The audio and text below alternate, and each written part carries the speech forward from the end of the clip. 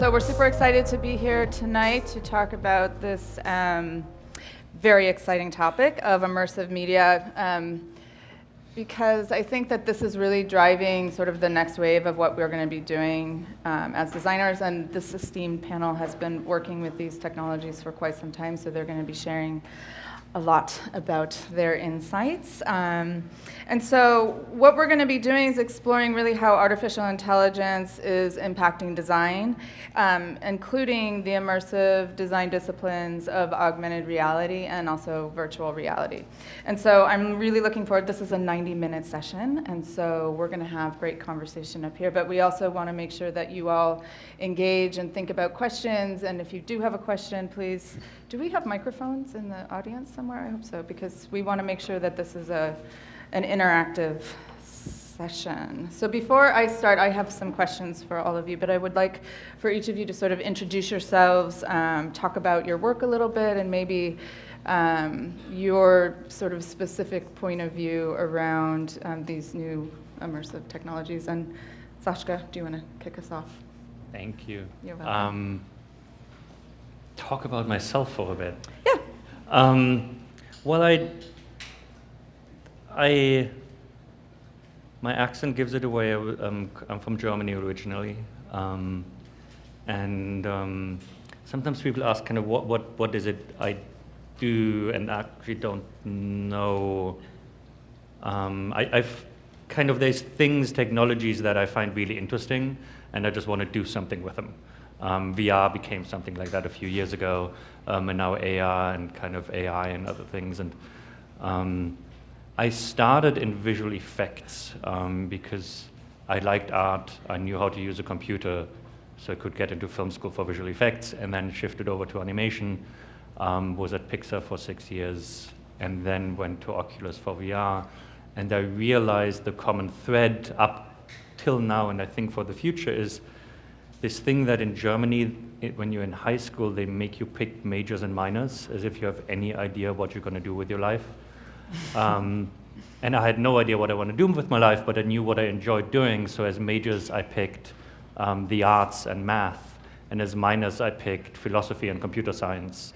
And there, people always were like, you have to decide. And I feel like I didn't have to decide, because so much about doing creative work in emergent tech is really the combination of all those things. So I think that defines the most what I think has been driven every decision of what I enjoy doing.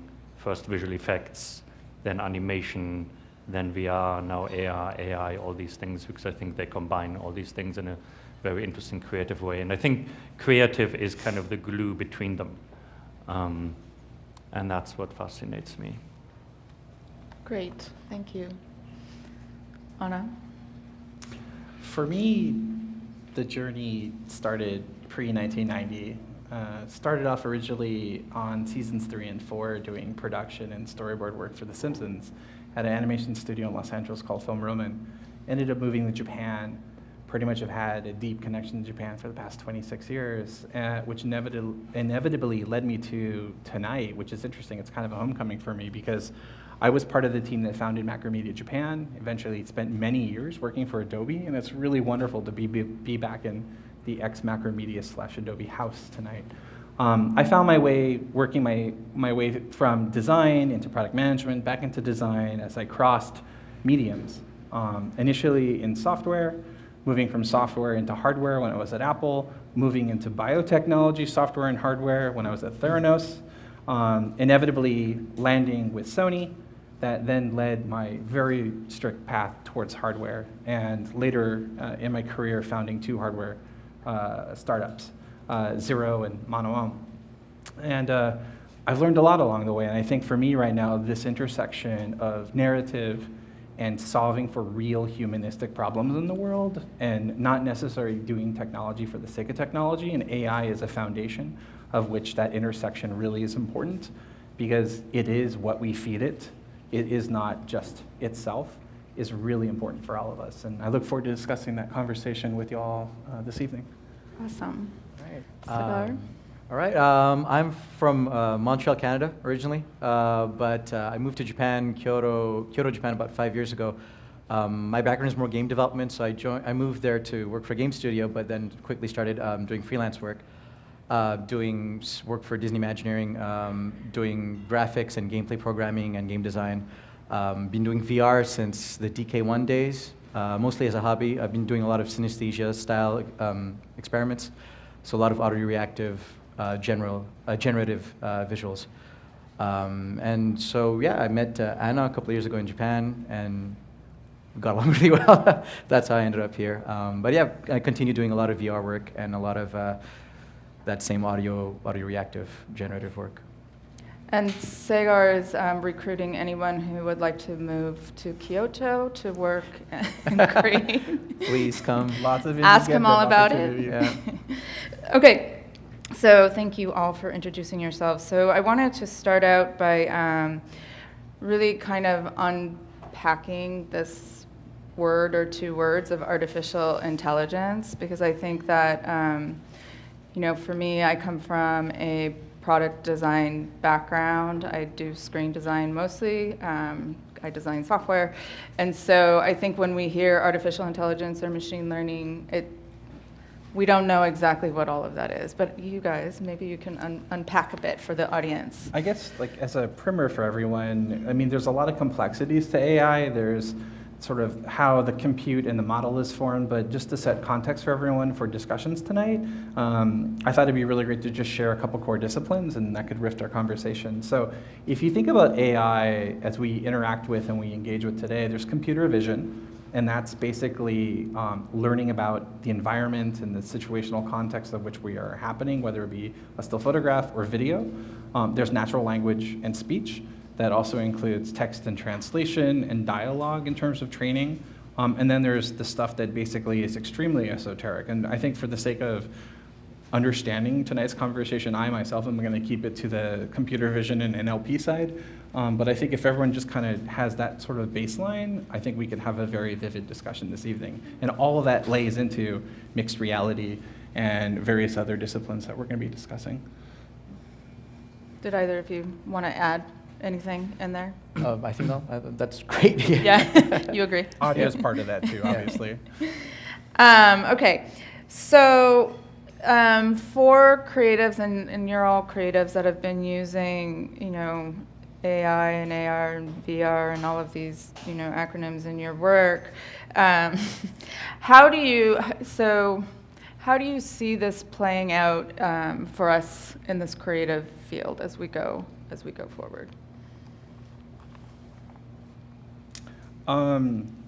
There's the hard science, This is the Anna right? So there's a demonstration in the back. It looks like it's masks are CNN or it's computer vision for sure that's happening. And that's sort of like facial recognition and object identification. But there's something that's really sort of at just happening right now within AI that no one really understands, but people are starting to play with, and that's called creative AI.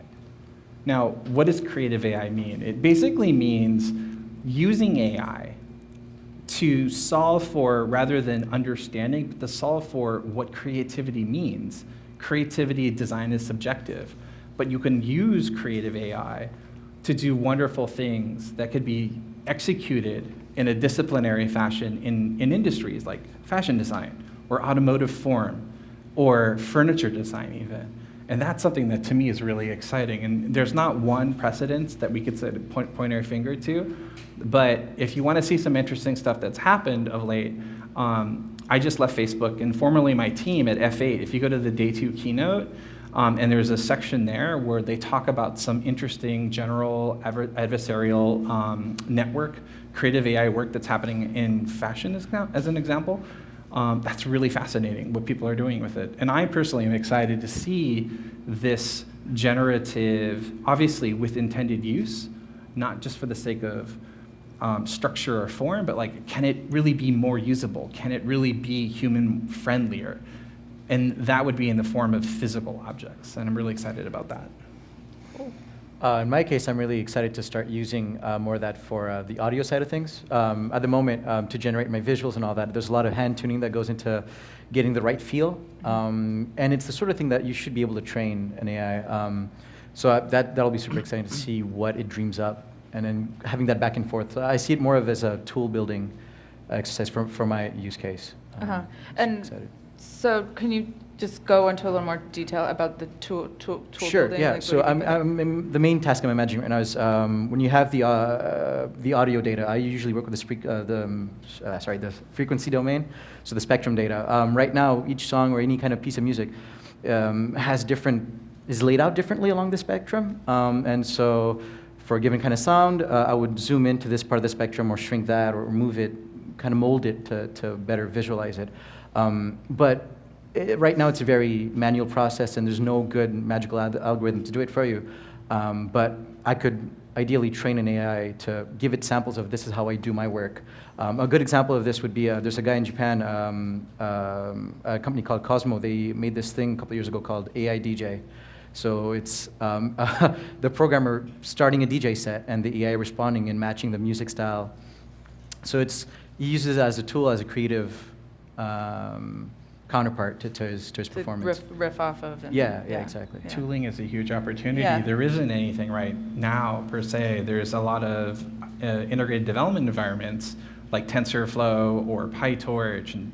But to have something that's akin to an Adobe piece of very refined and robust software that's accessible, huge opportunity. That sounds here. like a great Hint, project. hint, Adobe and other startup people that are in the audience. Disrupt. I don't know. I think I have very conflicting feelings about different parts of what we consider AI. Yeah. Because at the core, like you said, I think it's really important to separate out what type we're talking about. Mm-hmm. There's the whole learning neural nets that we feed data. We give it a goal. We decide what data to feed it, and then we give it a success versus failure state. Which, for example, what is a table with vision recognition? What I find fascinating is that we don't understand necessarily how it gets to the right solution. We just tell them this is the right solution, but that, of course, opens big challenges if there is a false recognition. We don't know why, because it's a black box in a way. But for any kind of AR work, that vision side of things is gonna be really important, because if I need to create a narrative or any kind of a creative AR experience that adapts to any kind of environment, I need vision recognition to understand, oh, there's 2 chairs in this environment, or here's the couch, or here's this thing, here's this thing, here's this thing. So I need some system like this to recognize what exists in the space and where it is in the space. My personal feeling is like the technology there is too rudimentary right now for me to in any way use. So for AR, at least in the next year or 2, I'd rather do work in fixed locations where I know exactly where things are, get those creative learnings to then adapt it to an adaptive space. So that's more the neural net side of things. But in a way, for me, that's just a tool. That's literally just a tool that gives me information. That then I use tools to use that information as an input to do something creative with it, to create an output, be that visuals, be that, in your case, audio. And I can do that in a lot of different things already with software, where software takes data, does something with it, gives it to me in a way that I can use it and plug it into an output. Then there's the AI side, which are more algorithms of filtering something that I consume, like news feeds or whatever. That's a complete separate topic for AI and for algorithms than the image recognition, for example. So I find it such a weird minefield of what are we specifically talking about, because news feeds I personally hate. Even curated Spotify playlists I hate, because I'm like, well, but I don't want to listen to what I already listened to. I want the early VH1 MTV days of a VJ playing songs to me that I would never normally listen to. Right. And that's really important for me as a creative process. So it's really I think that's why it's important to understand what are different things. With music, for example, I'm like, yeah, you can give me the essence of all these musics combined, all these types of songs combined, and for me that would rob it warp every single piece of what's interesting about it.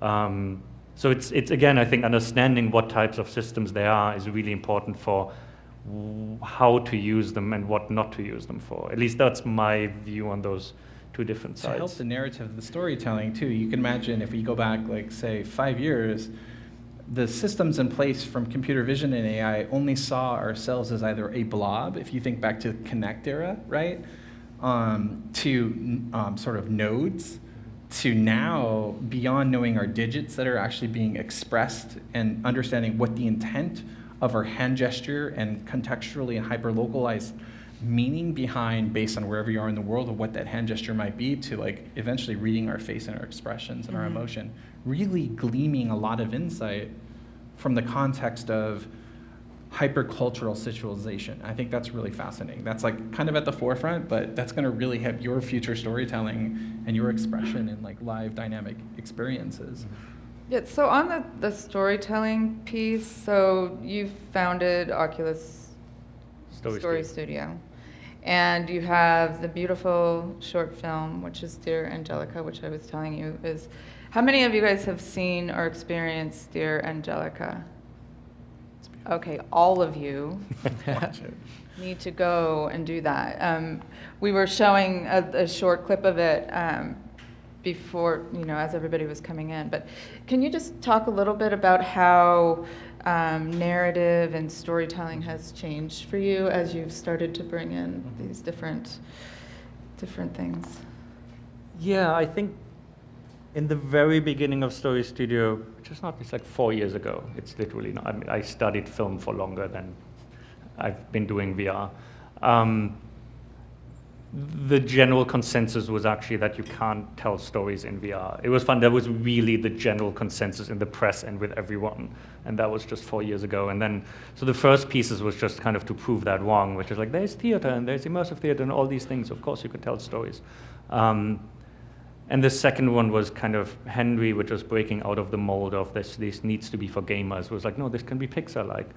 But the third one, the Angelica, was the first step for me where it felt like, how can we tell stories differently? And what I mean by that is flow of information in our brains. Because at the end of the day, it boils down to something that Susan Sontag wrote in an essay about why books are like movies. And she said, well, in both, the storyteller is a dictator. Because it is, you see this, and then you see this, and then you see this, and exactly in this order how I want you to see it. And in VR, because you can look around, because you can do things, I'm not as much in control of what thought exactly is in your brain at any given time. But it's still a time-based experience. So the shift was mostly that I'm not in control of your micro experience, what you experience any second, but I can shift you into new environments in a slower pace. So the macro shaping of the whole thing, I'm in control of. So it becomes about curating spaces that you can have a bit of time in, and then shifting you to a new space that you can have a bit of time in, and to a third space and a fourth space, and how I line up these spaces, what's the emotional intent of each space, and what's the intensity. That way there is a narrative arc. And the Angelica, because it's all created, hand-drawn inside of VR, it was easy to have things fluidly draw out and draw in, and through that create that overall kind of flow. And in the process, the most important thing we realized was that you just pay attention to what thoughts are in people's heads and what images are in people's heads. What I mean with this is, it's about a girl that is in her room and she's writing a letter. Initially, it began with, we had the whole room created and her lying in the bed and writing something onto a notebook. And I realized when people got into the experience that they looked what's in the shelf, and they looked what's there on the floor, and they looked what's there. Those were all thoughts I didn't want in people's heads. So I just stripped out the whole room, and it's in black, it's just the bed and the girl on it. So I controlled what kind of things you can experience in that moment. Yeah. And then we transition to the next moment. So what's the flow of information and what kind of thoughts are in people's heads became a huge kind of shift in the way we started telling stories with it. Yeah. Yeah, it's beautiful, and I didn't experience it actually in the headset, because as I was sharing with you earlier, I get violently motion sickness, and so In the real world. in the real world. Yes, I'm going to have to try the virtual world again after our conversation. But even, watching it on the 2D screen, just you do go right into it. So that flow was really amazing.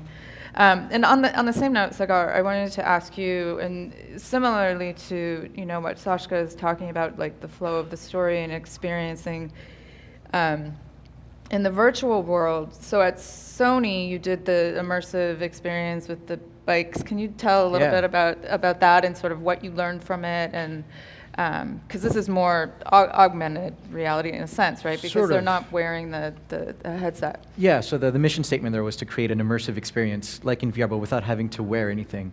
So no headset, no glasses, no gloves, nothing. We had two use cases. One was a chair, and the other one was the exercise bike.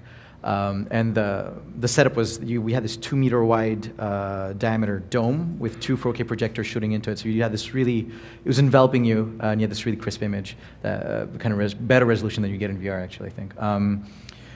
And that was an interesting experience. The coming from the VR set and going into that was a bit challenging, but it was really incredible because it was so much more of a social experience. VR is fairly isolating, whereas this, when we showed it, for example, at South by Southwest, you had people walking by, staying around, commenting, and it was a shared experience. We had to be careful with a couple of things, though. Our interaction points were fairly limited. So, for example, with the chair, we had a sensor to detect the orientation of it. We had to fine-tune that to make sure it felt really, really good. To make it, like in VR, for example, the tracking is always on point. So your hands feel like you're there, you Right. feel like you're in the space. With that device, we had to make sure that we had tracking that was to that level of making it feel like you're there. Same thing with the bike. We spent a lot of time making sure that when you move the pedals, you feel like you're going through the space. Mm-hmm. That was huge. Getting the pedals working right was an incredible step forward. That and the frame rate made a huge difference in you getting immersed into the space and really losing yourself into it. And what were you trying to learn from creating that experience? Just figuring out a new way for people to experience it, or? Yeah. From the company side, it was an experiment. It was an R&D experiment. And so there's a first internal showcase that went well, and then we went public and kind of kept moving forward with it. But the goal being, to take content that you'd normally only be able to experience in VR. For example, 360 videos, this is a great example. Normally you'd have to put a headset on to properly see most of it. In our case, you could sit in the chair and you'd see half of the video, the 180 side, fully in front of you. And with that chair sensor, you could turn the chair on a little bit and see the rest of the video or still photos or any of those kind of immersive, traditionally limited to VR content. And you don't have to do the thing with your phone where you move it around. It's just Right. there. It's You're just in there. it. Yeah. Cool. Okay, so let's see. Where do we want to go from here? So let's talk a little bit about some of the work that you've done, because you've worked at, you've been at Facebook, you were at Apple, you were at Adobe, so you've worked in, large companies before. Samsung being the largest. Samsung. Yeah. So how does an internal product group at a large organization define and decide what are the problems? You had, mentioned we should be solving human problems, and I also often feel sometimes we've got a lot of technology looking for a problem to solve versus taking it from the human perspective. So what are your thoughts on that? That's sort of unfortunate, one of the inherent problems of the Valley. It's like you have some new technology or said research, and you're trying to find ways to productize it across the service. And I think the better approach that I've learned to hone over the years of my career is like, what are the problems that we're trying to solve for? What are the real societal issues, ideally, that we could apply the technology towards, or that said hardware product towards, to make lives a lot better? And that sort of design thinking, design process, that additive sort of closed loop cycle really comes down to what are you solving for? And does it really have a mission and a home for it versus just trying to productize technology for the sake of it? I'll give you an example. With Samsung, the frame device that we created, the television that really sort of broke the barrier, which was this traditional black rectangle that had hung and still hangs on many people's walls, where your said computer desk monitor that's turned off, is that's an opportunity. And there was a technology that was coming of age that was in the silicon processor at the time, where European laws were going to start dictating that devices needed to be completely shut off or in deep sleep hibernation. And some of the scientists inside of Samsung came up with a great idea. Well, if we had a system where the processor was almost at near sub-zero turned off state, you then have the ability, if it's still on, to feed information to it and basically take that screen as a static state and bring and breathe life into it. And we decided to go down the art route. And so by doing this, you then now have the ability to bring curated artwork into what was previously a wall with a black rectangle on it. To push that even further, some of the research scientists, we then looked at if we had sensors that were actually on said device that can detect light coming into a space, even affecting the actual resolution of the screen, so that if it was a glossy 4K screen, it could then dumb it, sort of not dumb it, it's probably the wrong term, but like to emulate natural media, to emulate paper, to emulate and show at a 4K resolution threads of paper or embossing of letterpress or a photograph resolution on the said screen. And it created this amazing experience that, at one hand, it's creating hardware that has never existed before, but at the same time, it's solving for an environmental problem within a context of architectural or environmental design. And it's absolutely stunning. If you go to a Magnolia or a Best Buy, you can play around with it and see it. And then later, in the evolution of the lifetime of the project we were working on, we then asked ourselves, what if we were to add translucency to the actual device without having a transparent screen? And so part of that project was the ambient mode that shipped in 2018 on all the Q series Samsung devices. And that then opens up an opportunity to play with, not only in a chameleon-like fashion, to mimic the environment, the background of which it actually is sitting within, but what happens if you pull it away from the wall and then play with sort of that experience as well. So that's one example of being able to take, really, if they were independent technologies by themselves, it would be like, we have some light sensors, we have possible new screen, we have a European standard that has to be implemented, but rather we looked for an innovation to a problem that existed in people's lives and people's homes. And now it becomes like a fireplace. It's a gathering point in the home where people could be reading their book, sharing board games with their kids. Meanwhile, this once black rectangle is now bringing culture into one's family or environment. And so when you were going through the process of looking at all of these different parts and pieces and how you bring them together, was there the thought that these were like you were trying to solve these problems or bringing culture? Or was there any sort of happy accidents or serendipity in the process? I mean, I know when we're playing with different technologies that the happen. ambient mode, the translucency part, that was a happy accident. So because of the innovation breakthroughs of the sensors of the screen, we then said, what if we added a few extra things to it? And that enabled that delightful experience that ended up in 2018 models of the Q series. But a lot of it is blood, sweat, and sort of tears of research and the additive and sort of the circular ideation process of going into research, testing it. And when you're dealing with hardware of the size of televisions, that's really hard to like get that around. And fortunately, in Samsung, we had really rich sort of testing suites where we emulated a home or a kitchen. Not many companies have that, can say that they actually can do that in a very nice fashion. But that was really crucial to the design process that we put forth. Cool. All right. So I also wanted to talk just a little bit about, and I think your experience at Facebook has maybe some things that you can share with us, just around what teams, grapple with as it relates to inclusion and diversity and ethics and design as we're, bringing in more data and there's artificial intelligence and, we're starting to come into the environment. I would just love to hear all of your thoughts on how you consider that or not in your process. Artificial intelligence is of a 60-year maturity. It was started with inherent bias that's now, unfortunately, in the systems and the models by the patriarchy of the day. And I think myself in particular, the sort of problems that the team grappled with and the societal lenses that we applied to whether it be exploration or research or at productizing said experience on a surface within Facebook, we always asked ourselves, why are we doing this? And should we be doing this?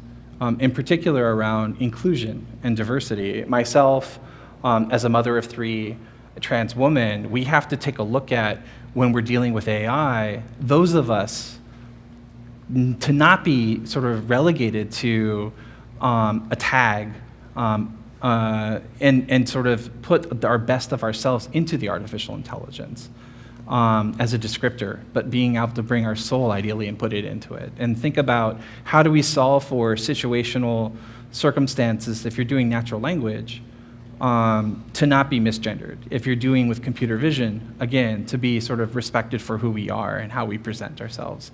And these are new problems that if you look at ethics and societal issues as we move AI forward, we have to solve for. I mean, the AI now, the computer visions that exist today, if there's a picture of a kitchen, guess what the high hit rate parameter is going to be? It's going to be woman. I mean, that's how bad these models are, and they really have to be addressed. And there's a lot of great and valiant efforts that are happening right now. Most recently, there's a whole organization inside of Facebook that's been put together to start looking at these societal issues. So I have high hopes that teams are forming in various different companies. Well, the hard thing, I think, is any kind of system with human computer, whatever it is, without any malintent, is reinforcing itself. Like even without anyone being with bad intentions, it just happens. And I mean, in a way, algorithm that you feed a data set, if you feed something a data set of our collective images online, it will spit out a kitchen with a woman because historically if you would really analyze the majority of what's out there. So unless you really actively countersteer, it will just reinforce what's there without a purpose, but that's inherent in a system. So I think that's the understanding, and we're slowly getting to that point that even though we think it's a neutral data-based system, does not mean it doesn't reinforce something. And I think that separation of the idea of, no, it's just code, it doesn't see anything, it's kind of ignoring the concept that, no, we're using data sets and we're using information that is based on the last who knows how many years. Unfortunately, these data sets, they're public. They're used in academics. They're used in corporations, and they have to be retrained, and that takes a lot of effort. Yeah. What do you think? I mean, what's the solution? Companies are basically hiring consultants like, McKinsey, Accenture, and whatnot to basically put a lot of effort in retraining a lot of these sets. My hope is that those people and those companies that are putting a lot of that financial and human capital investment into retraining the systems do not make them proprietary, that they open them up for the betterment of population of the world. Yeah, I think that's a big challenge. Because so much theoretically of the secret sauce of a lot of companies is the proprietariness of the algorithms. Mm-hmm. But once algorithms starts to shape public perception and generally our perception of the world as massively as once you cross a certain threshold of users, the question of proprietariness of a system, of course, becomes difficult. I think there's one of the most interesting things I read a while ago was, forgot what it was, I should remember, was comparing algorithms to what happened in the food industry, where basically in the beginning anyone could put whatever they want into the food. And then at one point it was declared like, no, we need to know what's in the food and we need to rank it and declare it. And then aside from laws, there were also kind of just publicly decisions of like, oh, this is what we as people like and what we think is good food and bad food, which is not regulation, it's just kind of what we as a society start to decide upon. And in a way, we put a lot of information into our systems that affects us in one way or another, but we've not really figured out yet how. So any kind of concept of regulation is in its infancy at the moment, but seeing it in the same way that food was regulated in a way, and we all would agree with that, I think the process that will happen on the information side, on the algorithm side, is going to be an interesting comparison. It's a That's really tipping point. interesting- Yeah. You could either go to Monsanto Yeah. or you can go to organic and farm the table. So it's like, which direction is it going to go in? So how do you think, as this is an audience of creative people, designers, artists, how do you think our role as creative people in society with this, artificial intelligence and the things that we're talking about, how is that going to change our roles? What kind of careers are going to open up for us? What advice would you give to the audience on just where they could be looking and investigating, or what they should be doing? I mean, I think my biggest frustration with working in tech for a while now is that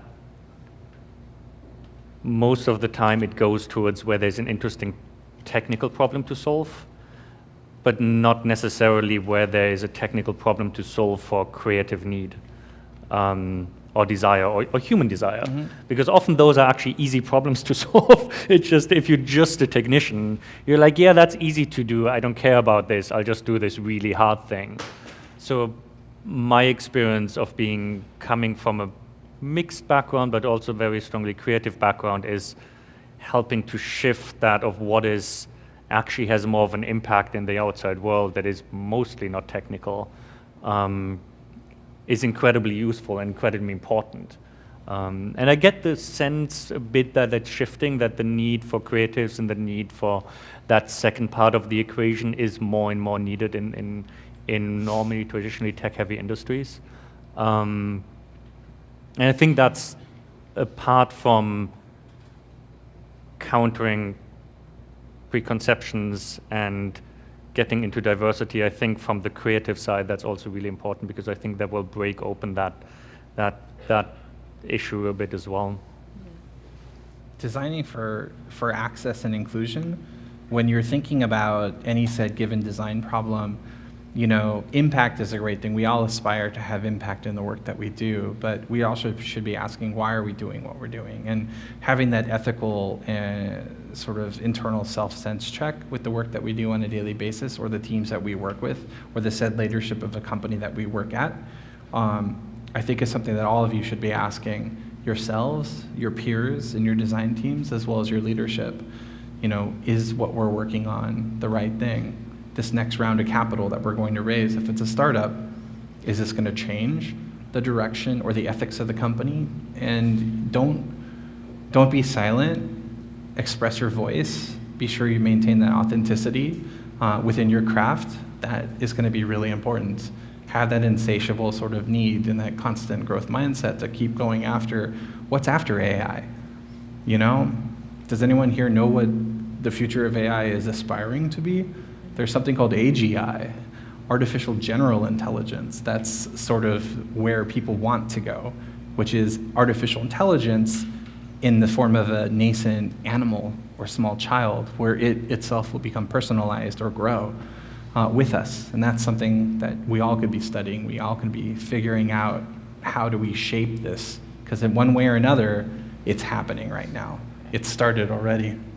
Yeah. Did you want to add anything? Yeah, well, I agree. There's no stopping it. Yeah. Yeah. This train is moving down the it's rails. just about how you're going to ride the wave. Yeah. And try to shape it ideally as well. Yeah. And I think, as design, because there is the technology, and so don't fear the technology, but embrace the technology and bring, I mean, I think it's really, we do bring that human aspect to it, and that's going to be super critical going forward. So, yeah, go ahead. For me, one of the most interesting things or shifts in mindset about any kind of tech and to use it creatively came a few years ago. I reread an amazing book by the Russian filmmaker Tarkovsky. It's called Sculpting in Time, and it's his kind of book he wrote about what filmmaking is and what he wants to do with it. And there's a fascinating chapter where he tries to explain why film became so big. And his view on it is that it was the first medium that arose out of the industrialized time. And he felt that because it was a medium of the time, of the industrialized world, it enabled to tell stories in a way that was more cohesive with the world that people lived in, and of the time in a way. And that is, for me, one of the foremost things with VR or AR or AR or any of these things is using these technologies to tell stories. I think there is the potential to meeting people in the reality of the world that they live in. And for VR and AR, for me, that comes kind of down to we've been on this pace of making the world smaller. There was this, the anthropologist Margaret Mead, I think. She said in a fantastic conversation with James Baldwin that it all started when we developed ships and we were able to get to another place really fast. Before, when we were by foot, it took a long time, and we kind of took time to change and to get used to different cultures and different places. But once the ship was there, we could be somewhere else like this, and clashes started to happen. And I feel like with everything that has happened since, and then the internet, and I would know right now what my friend of me in Paris is doing, kind of these clashes became more and more apparent in our everyday world. Like right now, we don't even have to go somewhere to have the whole world invade my personal reality. So it is about realities, and VR and AR inherently as building blocks deal with the clash of realities and worlds. So for me, there is no medium that couldn't be more of this time to use to tell stories or kind of utilize for creative things, because it deals with the world that we're living in right now. Ideally for good, too, that we're not going to misappropriate other people's cultures or colonize said people of the AR, VR world. So it's like a weapon. We got to be careful. With everything, completely Yeah. agree. And I think that's why I think focused creative use and introspection about it are so important, and not just letting it become whatever it might become. Right. And how do you think that AI is impacting AR and VR? And also, just like for you guys as creatives using these technologies, how do you make the choice of like, I want to use VR, or I want to use AR, you want to mix them and do mixed reality? Like what's the thought process around all of that? Or not, or what could we be thinking about? Well, at least on the VR side, there's been a couple of good use cases so far. One of them is gesture tracking, for example. Let's say you want to make a Harry Potter style game where you're casting spells, right? You'd want to know how your hand is moving in space, in 3D, and then if it's making a circle or a cone or whatever. And normally programming those kind of algorithms to detect that would be kind of time consuming and frustrating. But machine learning kind of fixes almost that problem magically, where you train it, half a dozen times or whatever, and it's really surprisingly reactive and good. So there's those kind of specific use cases where it's been handy. But again, we're just getting started, so Right. Really excited to see where it goes with actual generation of content. So I love doing procedural stuff. So being able to feed it what I create or what I hand create in and see what it dreams up with it. Yeah, and basically like the DJ kind of scenario, going back and forth with it, where I reinforce it in a direction that I like. So it would be like really tailored to me. My context is a bit more further out, probably more in the sort of XR, MR world, which is, I don't think that we're there yet, obviously, with the hardware or the narrative platform capabilities, but thinking about the near future and how AI impacts this is we need to start asking our questions now when we get to photorealism, when we get to something that is so sort of reality distorting, like is this real? Is Sagar really sitting next to me? or is he basically streaming in from like Kyoto somewhere next to Kamogawa River? It's like that's sort of one of the malevolent potential abilities of this future tech that we have to be looking at threat casting against, and that's really important. I have two thoughts in my mind. First, the question, and then what you just said. The question has also two answers. One is that there used to be this question of, when you pitched a project where people always said, why VR? And I always found that so offensive because no one asked you, why a book? Why not a movie? Yeah. Also, there's movies based off books, off stage plays, and no one's like, no, but that's a stage play. It's like, no, it's in the process of making it, you need to embrace what the medium is good at. But why not VR? Like, why not an AR piece? As long as you really embrace what is unique to the medium. The same way that early on when films were like stage plays, that's not really a film, and they didn't embrace what's good with film as a visual narrative. So it's the same for me in VR, AR, anything. But do you see the same being able to get to the depth of narrative that you are with VR using AR? I mean, that kind of,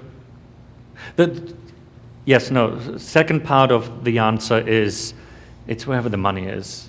I mean, a project takes work, it takes time, it takes my time, maybe a team's time. People should get paid for their hard work. So it's always a combination of where do you feel you're passionate about it and where is there potential for funding. Right. So yes, I would love to continue only doing VR, but there's a bit more money in AR right now. So if I can have a project there that I find uniquely interesting, of course I do a project there, as long as I care about the content of it. AR is really at the threshold. I see this all a bit more as, I don't know, terminology is such a weird thing. Yeah. But the terminology I would apply is spatial storytelling. And VR allowed us to do that in a solid way for the very first time, within a technology that was evolved enough for us to use it. AR is slowly there. On a phone, it's still annoying because it takes one hand out of operations and then it's just the screen and there's no peripheral vision. Magic Leap will help a bit, but it's probably pre-DK one time with AR, unless I just do phone AR. I think actually audio AR, theoretically you can right now be at Rift time, at like Oculus release time. Audio AR I think is hugely interesting. Can you explain for the audience that don't know what audio AR is? Well, audio AR it's basically, I mean, AR so far is just, yes, you do virtual overlay of someone is sitting there or something like this, but the tech that we're having this year is that we have centimeter, millimeter accurate positioning of wherever you are. That means I could sit down on that chair and hear thoughts of a person that in my narrative sat there a year ago.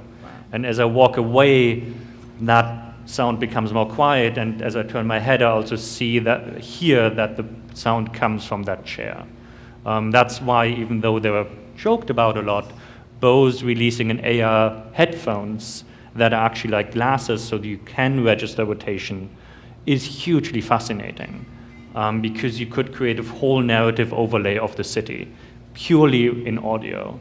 I don't know if any of you have done the Jejun Institute scavenger hunt that was in San Francisco a while ago. They had a whole episode that was just kind of hacked audio AR, where you just followed an audio track through the Mission District because you heard from the narrative where they were walking. It was amazing. But that is possible right now, and it's way cheaper to produce. Mm-hmm. Trying to think of what you said. Optics are expensive. Optics are crazy expensive. No, before. I was talking about sort of blurring the lines of when we get to XR, MR, that the sort of realization, the realism of the said content, that resolution, and knowing that it could potentially play with our realities. There is I don't know how to make sense of it, but I think, again, I'm reading all these old books and find them fascinating for now. There is this book from the 20s by a philosopher called Walter Benjamin, and he wrote this book called The Artwork in the Time of Machine Reproducibility. And it was the rise of photography and what it means for an artwork to be reproducible and to not have a fixed location anymore and a history through existing in this world. Because art comes from ritual and comes from you go to a place and all these things. And we live in the nth degree of that. You can watch anytime, anywhere. And there is something interesting to that right now, because in a weird way, I found Snapchat fascinating because the idea that I can watch a clip only once was more accurate to my perception of time. Semi-permanence. So the moment became more important when I watched it, and I paid more attention and I cared more about it. And I think, in a strangest way, blockchain fake scarcity is the weirdest thing for computers ever, because computers were designed to remove scarcity. So I think with a lot of people wanting experiences and location-based things becoming big, I think there's even though the technology is moving to, we could have a virtual person sit there, I think our desire is moving to something that is more of the way we experience the world, that there is a person is only at one location at a given time. So AR as a concept of fixed location AR, and you have to go to a real world fixed location, I think becomes really interesting. So that was just in regards of the virtuality of it. I think in our desire, we're actually kind of reaching a counterpoint in an interesting way, and we can use AR for that. How blended do you think it will actually become? Blended? Well, I think we're about to find out real soon, a little bit at least, with both platform holders announced shared AR platforms, and that's going to be incredible, I think. But I mean, our real reality and the virtual reality. Like, oh, right. I mean, the platforms. Resolution and optics, I think, are the prohibiting factor right now. Yeah. Oh, for realism, right? Yeah. For sure. I mean, like, those of us can see the difference between 1080p HD versus, like, you know, like traditional scanline visuals. But like, if you look at 4K from a distance, like, it could be as realistic as looking out a real window. And that's now, but to get that level of resolution down to something that's like invisible on our bodies is still science fiction, magic leap. Yeah, I mean, that's also when you do a project, it's especially early in VR, I sat on so many panels and people talked about the holodeck and whatever stuff, and I was always like, yeah, but those of us that wear none of that glasses too, stuff right? It's like we none have of our this own stuff I can aesthetic. do tomorrow. And as a creative, you care about, yeah, but what can I actually do right now? And not overloaded. Like my friend Max, who co-founded Story Studio with us, he gave an interesting GDC talk where he said his topic was, don't be too ambitious. And his point was, pick one problem that's difficult and just solve that. Don't make it also social and also this and also this. Kind of focus on one thing where you feel like the threshold is reached to be able to do something interesting, and just do that, and don't get distracted by all the talk about in 20 years. So that mix is far away. That's really great. That's good. It's really far away. That's good. That's good advice. If you were to put a time frame on that, what would it be? Say it here now. You mean AR mix with the real world? Yeah, like, is it 3 years, 5 years, 10 years out? In our lifetime? I'm a pessimist. My kids, maybe. I don't have kids. Yeah, maybe. Getting older. 18 years? I don't know, 40 years, 50 years. Oh, you think it's that far okay. out? Yeah, Really? I do Not in- think it's so not in my far out. lifetime. I don't think it's as... I'm going to throw my forecast out Fast-moving. there. I think that it's less than 10 years, but it's more than 5 years. That's really That's ambitious. pretty optimistic. Never know what's in the laboratory. Well, either. but it's All right, also, yeah, the fair question is how broad, like how widespread everyday use versus Telepresence use case. Telepresence. Well, telepresence is it's like a Cisco teleconference thing that was there way before our calls on the iPhone. But outside that of I'd a be screen. more Yeah, outside optimistic. of the screen. Outside of Yeah. the screen. Yeah. Yeah, that I'd be more optimistic. But I don't think in a way of that it fools us. Like that, yeah, like that. We don't I have know any if of you that were display here. stuff. It's the yet. resolution that we were We talking talked about that earlier also. The Magic Leap display is kind of, you can't do black. It's only additive colors. I'm like, oh, The field of view great. too. I mean, if we're talking about AR, on-face AR, Right. the optics challenges are It's huge. horrendous. That sort of getting back here is like sort Yeah. of the Yeah, holy Those grail. are physical challenges, Yeah. not Yeah. just like code Material challenges. science Yep. problems. Yeah. Cool. Okay. I guess we're done. Thanks, everyone.